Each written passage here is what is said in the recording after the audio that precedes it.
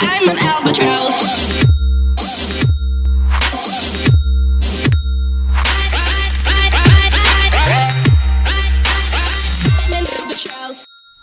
Hello guys! Good morning! So, welcome back. This is Jaylin Clarito. At kung kayo ay bago lang sa aking YouTube channel, please huwag kalimutang mag-subscribe, like, share, and comment. At i-hit nyo na rin ang notification bell para every time na meron akong panibagong videos na i-upload, ay palagi ko kayong updated. So guys, ano napapansin nyo? Hindi pantay na hindi pantay ang kilay ko. Pues, pantay talaga yan guys. Kaso lang, medyo maliwanag lang talaga ditong side na to. Tingnan nyo ha? O, ayan. O, diba? So, ayan na natin yung kilay ko. Alam kong dagdagan ko pa yan. Wait lang. Dadagdagan ko ba? Magpapantay kaya. Ang arte ni Jaylin. Wait lang guys ha. Ay, wala dito yung pang anak ko. Yun.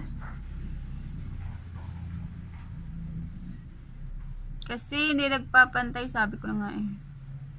Ayan. Ayan na. So, etchos pa muna. Anong klaseng pa-intro yun?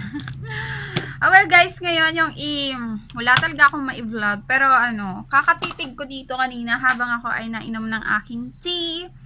Yun, naisip ko talaga na ito yung i-vlog ko today. Yung biscuit.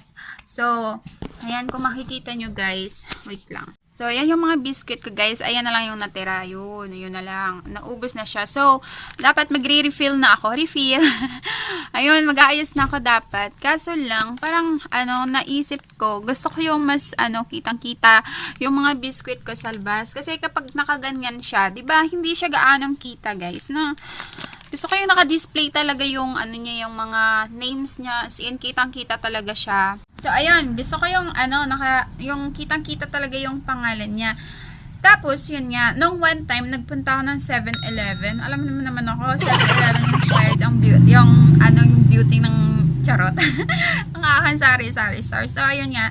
Napansin ko, yung mga biscuit nila is naka-display ng ayos. So, nakatayo. Nakatayo siyang ganun, guys. Like this. Nakaganyan siya, hindi siya nakaganyan. Syempre, para kitang-kita naman siya sa mga customers, no? And then, matagal ko na sana siyang gustong gayahin. Kaso lang, yung kanila kasi, mayroon silang divider. So, nakita ko yung divider nila. Sabi ko, kaya siguro siya hindi natutumba.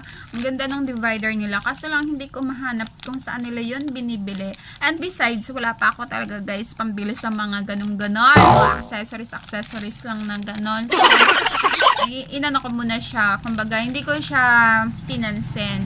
Pero ngayon, gusto kong mag-arrange ng mga biscuit natin na mas, mas kitang-kita siya at nakaka-attract siya sa ating mga customers. So guys, ayan, i-arrange na natin siya at sasamanin niyo ako na mag-arrange, or kung hindi man, manood lang kayo dyan, ha? Stay tuned lang kayo guys, okay? So guys, ganito yung nakalagay dito sa lamesa ko. Of course, kung makikita nyo, ayan yung mga pampaganda ko. Hindi mawawala yan guys. Kasi kapag ako nagbabantay, syempre mukha ko lang yung ini-strongkal ko. Or yung inaayos-ayos ko, mga ganyan. So, ayan. Lagi yung nakaganyan. Nandyan. So, ayan. Tapos yun. Yan. Mga napkin na may bawas na. Diyan ko nilalagay. And then, yung kutsilyo. Alam mo na, pag may nag-amok, para always ready. So, ayan na guys. Tinanggal ko actually yung kanyang takip. Ayan. First time ko pa lang itong natanggal. Ayan. Lilinisin ko na lang din, no? Lilinisin ko na lang din siya kasi maalikabok na siya. Kita ba ako? So, ayan, tatanggalin na lang din natin ito. Ayan. Actually, organized naman siya, guys. Kasi lang minsan, diba? Pag maglalagay ako ng sample. Pag ganito kasi yung ayos ko, tapos maglalagay ako ng sample, nakaganyan. So, hindi iba. Hindi ako makapag-display ng ibang sample kapag ganitong ayos. So, kaya ayan. So, ngayon, tatanggalin na natin siya. Liwanag ba? Ayan.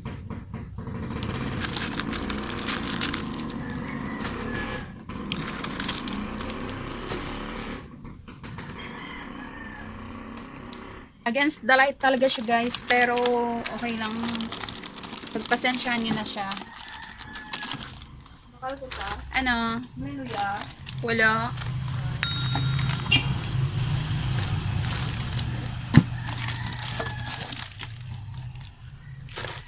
Tapos may blade pa dyan.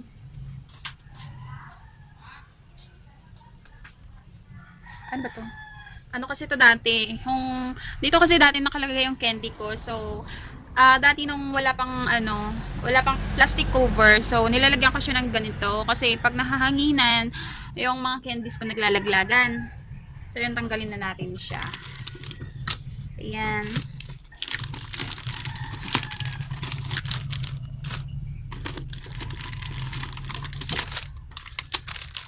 Ayun. And then dito. Sa taas niyan guys, mga tinapay lang. Yan. Yan.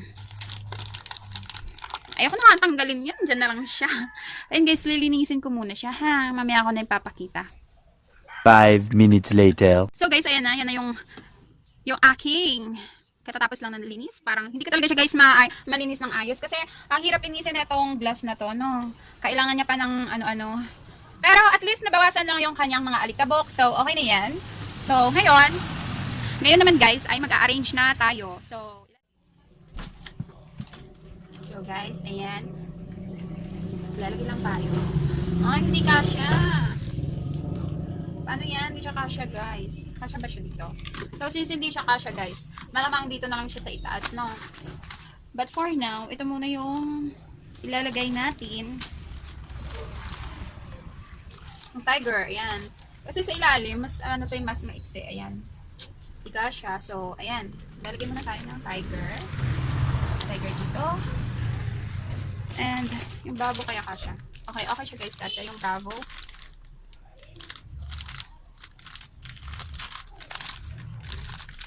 Nakaharap lang siya, isa doon, yan. Then, the rest, dito na siya nakaharap, yan.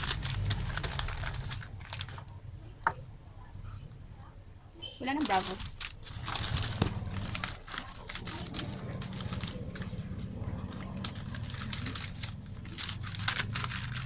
So, ayan. Nakaganyan siya, guys. Then, yung next natin, ay, meron pa palang tiger and tiger. Yun. Yung medyo maliit, dito na lang sa ilalim kasi mas mas mababa siya. Itong cream O, kasya to, for sure. Kailangan lang natin siyang i-ganon. Ayan, i-ganon natin siya. And yung iba, nakaharap na dito sa akin. Siyempre, kailangan talaga yata i-isa-isahin. Ayun. Nandaan lang guys, para hindi madurog yung ating mga biscuit or biscuits. Wait, isa-isa lang kung gusto mo. Ayan. Tingin ko guys, mas marami yung ilalagay natin dito mga biscuits kasi mas spacious. Mas marami siyang ma-occupy talaga na space. Kaysa sa nakahigang ganyan, no? Then, wafers.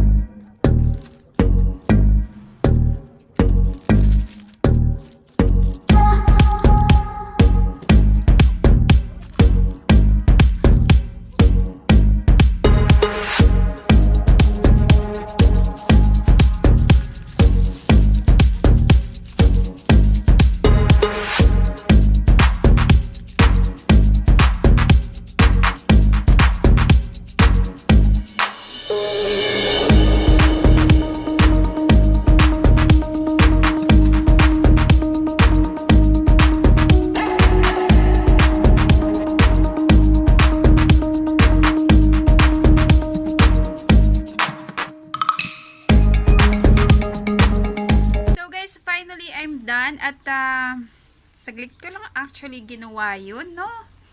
At ipapakita ko na sa inyo yung yung aking arrange na bagong, ayun nga, arrangement ng aking mga biscuit. So, ayan, papakita ko na sa inyo. So, guys, ayan na siya. Pag dito sa loob, yung nasa itaas niya ay mga tinapay. Ayan na lang yung natitira kong tinapay, guys. Ayan. And then, dito, ayan. O, diba? Ace to, ayan. Ganyan na siya, guys. Yun. Tapos, sa ibaba naman, ang silaw. Kasi nga, madilim diba, guys? So, ayan. Ganyan siya. And, ayan. Ayan, hindi puno. Alam mo na. Dito naman po tayo sa harapan ng aking tindahan. Siyempre, ayan. Ayan yung makikita natin kapag nasa harapan tayo ng tindahan. So, diba guys, ano na siya, no? Kitang-kita na siya. Hindi gaya nung, nung dati kong arrangement, magtatanong pa yan sila, ano pong mga biscuit nyo? Tapos, ayan. Pero ngayon, at least, ayan, kitang-kita na yung kanyang mga pangalan. So, yan siya. Yan. So guys, ayan na po lahat ng aking nagawa ngayong vlog na ito. Sana po ay nagustuhan ninyo at patuloy po kayong manonood ulit sa aking susunod na mga vlogs. Sana ay meron na naman kayong natutunan sa aking ideas. Jalen tuloy. Ayan guys, see you on my next vlog and always keep safe. Bye-bye.